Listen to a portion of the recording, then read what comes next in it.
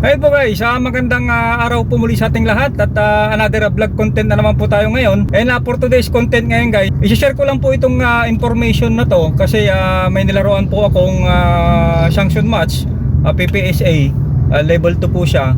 Ito po ay related po sa safety area. Ayan, at ito po ay involved po yung ating range officer. So bago ko po ituloy itong aking vlog, medyo pasintabi po sa range officer kasi siya po yung involved dito sa ating vlog. Pero sa ganun pa man guys, hindi ko po i-babash itong range officer na to. In fact, nire-respeto ko po ang range officer. Marami po akong kaibigan na range officer at mahal ko po ang range officer dahil sila po yung isang nagtitimong sa isang sanction match.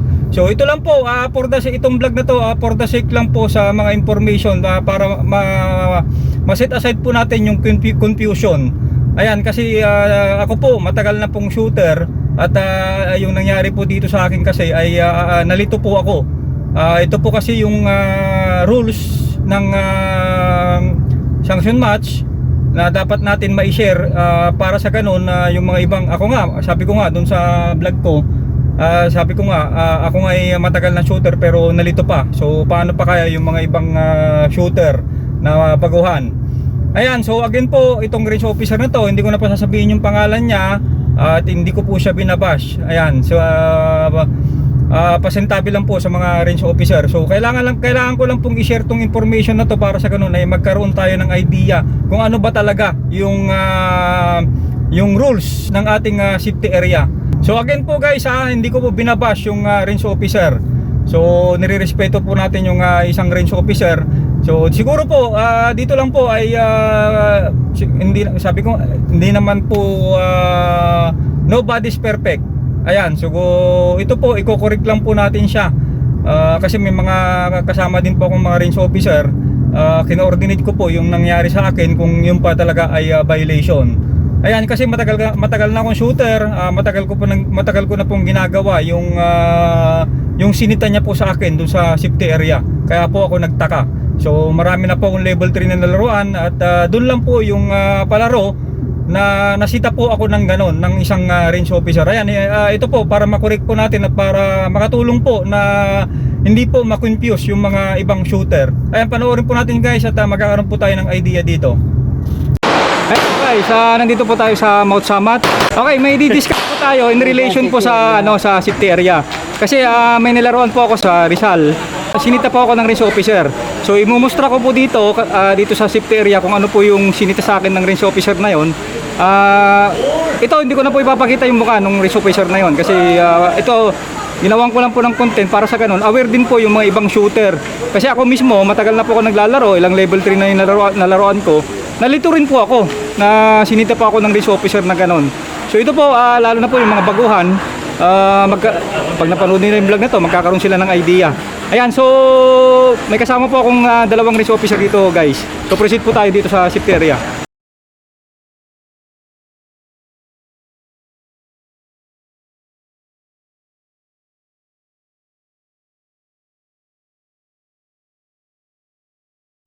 Okay guys, ito na po yung actual na nangyari.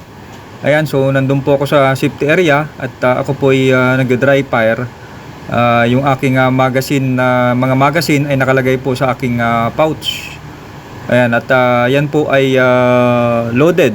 May laman po yung live ammo, yung iba, at yung iba naman ay walang lamang live ammo, empty po siya. Ayan, so nag-dry fire ako. At kung mapapansin nyo po dyan guys, never ko pong binunot yung aking magazine. Never ko pong nirelease dun sa aking pouch at nilapag sa safety area or in-insert dun sa aking barrel. Ayan, so ang ginagawa ko lang po dyan, yung barrel lang po yung binubunot ko dahil nga po ako'y nag-dry fire. Okay, so dito rin po, wala rin po ako nilagay na ammo box or live ammunition. Ayan, so may lalapit po sa aking range officer.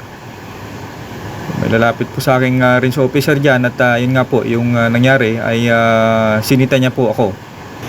Okay, ayan na po siya. So ayan na po si sir. At dito po ay yan na po, sinasabi niya na nga po na bawal nga daw yung magazine na nandun po sa nakalagay po sa pouch ko habang ako ay nagda-dry fire. Ayan, so hindi po gaano marinig yung aming usapan, pero dyan po ay sinasabi niya po at sinasabi ko rin po yung aking katwiran. Hindi naman po katwiran na sinasabi ko lang po yung aking kaalaman, ang pagkakaalam. Ayan, so ayan po, sinunod ko po yung gusto niya. So yung magazine ko po ay nilagay ko na po sa aking box para hindi na po masyadong haba yung aming interrogation. Generous support of various stakeholders, the firing range has undergone meaningful improvements, enhancing a space dedicated to training, readiness, and the continued development of skilled marksmen. Reflects the power of partnership. Okay, dito po sa safety area, unang-una, i-mustra ko po muna yung nangyari sa akin sa Jungle Fighter. So, ang nangyari po sa akin na yung mga magazine ko po nandito sa pouch. Okay, nandito po sa pouch yung magazine, loaded po ito. May mga live ammo po nandito sa aking magazine pouch. So, ang kinaugalian ko po. So, ang ginagawa ko, itong magazine ko na loaded, punta ko sa area, mag-driver.